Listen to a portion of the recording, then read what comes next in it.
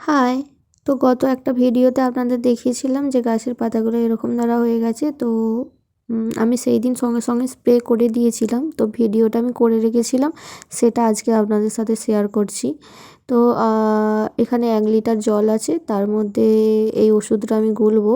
1 litre জলের মধ্যে 2 থেকে 3 গ্রাম মতো নিয়েছি, নিয়ে এটা ভালো করে গুলে নিয়েছিলাম।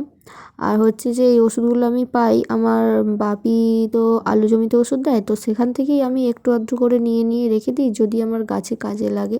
তো সেইভাবেই নিয়ে রাখা, তো সেটা এখন আমার এইভাবে কাজে লেগে যাচ্ছে। তো গাছের মধ্যে আমি এখন এটাকে স্প্রে করব, ভালো করে গুলে নিচ্ছি, নিয়ে গাছের মধ্যে স্প্রে করবো। আর এটাকে আমি ভালো করে বেঁধে তুলে রেখে দিই, পরে আরও কোনো গাছে যদি কোনো রকম অসুবিধা হয় সেটাতে দেবো।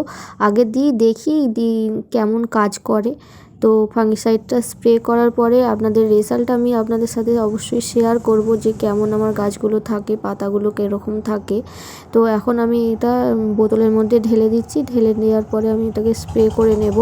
তো ততক্ষণে আপনারা আমার ভিডিওগুলি দেখবেন, কেমন লাগে অবশ্যই জানাবেন। সকলে ভালো থাকবেন, সুস্থ থাকবেন। ভালো লেগে থাকলে অবশ্যই একটি লাইক করে দেবেন।